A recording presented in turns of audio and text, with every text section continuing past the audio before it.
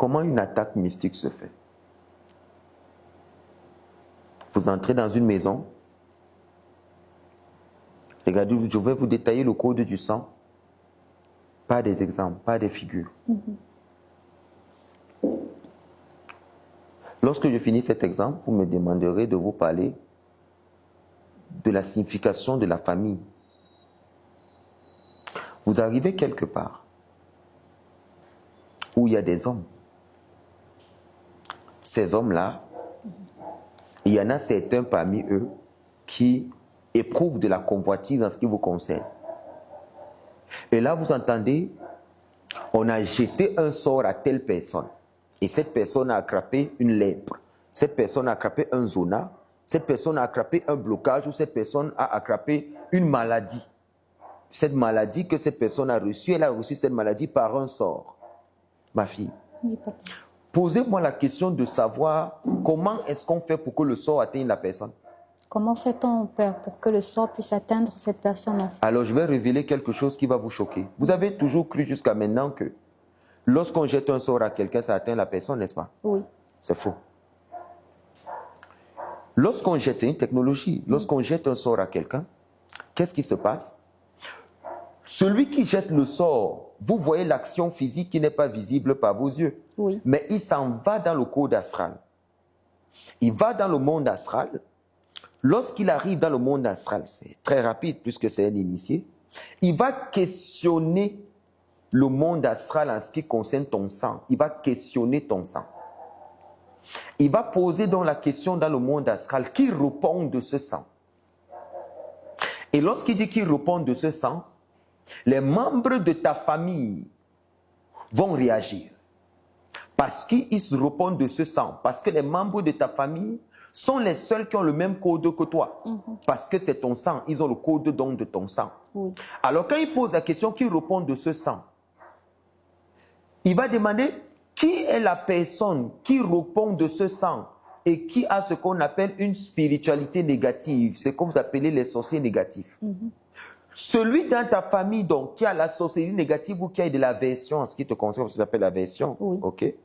Qui a de l'aversion en ce qui te concerne ou qui t'en veut pour quelque chose ou est jaloux de quelque chose, mais qui a un niveau spirituel élevé, profite donc de cette occasion, de cet inconnu-là qui finalement est arrivé et veut te jeter un sort par jalousie. Il n'est pas de ta famille, peut-être c'est au boulot, un collègue qui veut te faire du mal, ou peut-être c'est entre des frères, un frère qui veut te faire du mal. Il va questionner. Et celui de ta famille qui justement trouve des intérêts justement à livrer le code, il va donner donc le code à la personne pour que la personne ait accès à toi.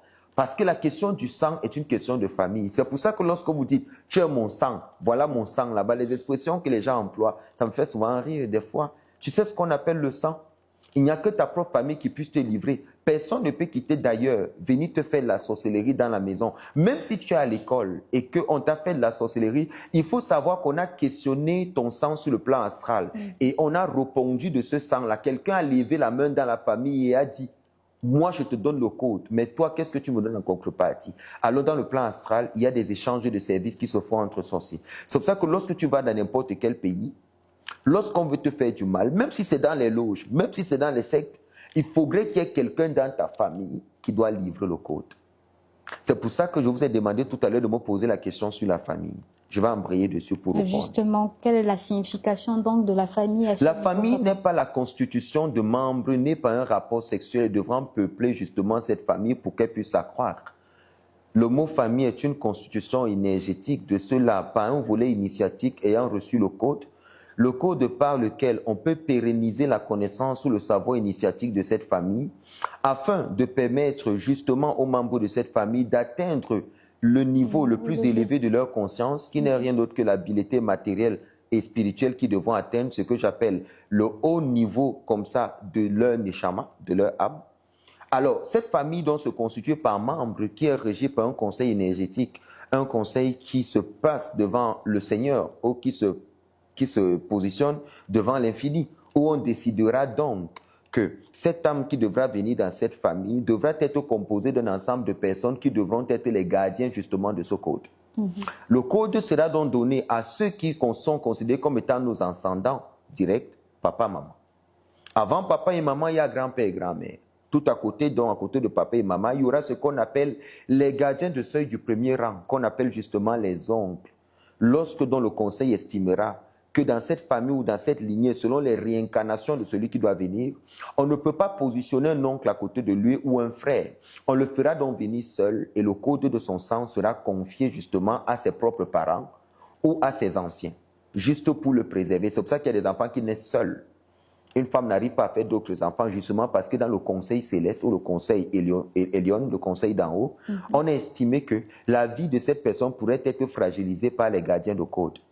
Les gardiens de code étant donc les oncles, le frère de la mère et consorts. Il y aura donc d'autres personnes qui justement vont se rendre compte que justement cette famille-là, ils ont un ensemble de personnes. Donc ce n'est pas une grande joie d'être dans une famille où on a beaucoup de frères ou beaucoup de sœurs, où on a des oncles, on a des tantes. Il faut savoir que le mot oncle ou le mot tante veut tout simplement dire possesseur de code.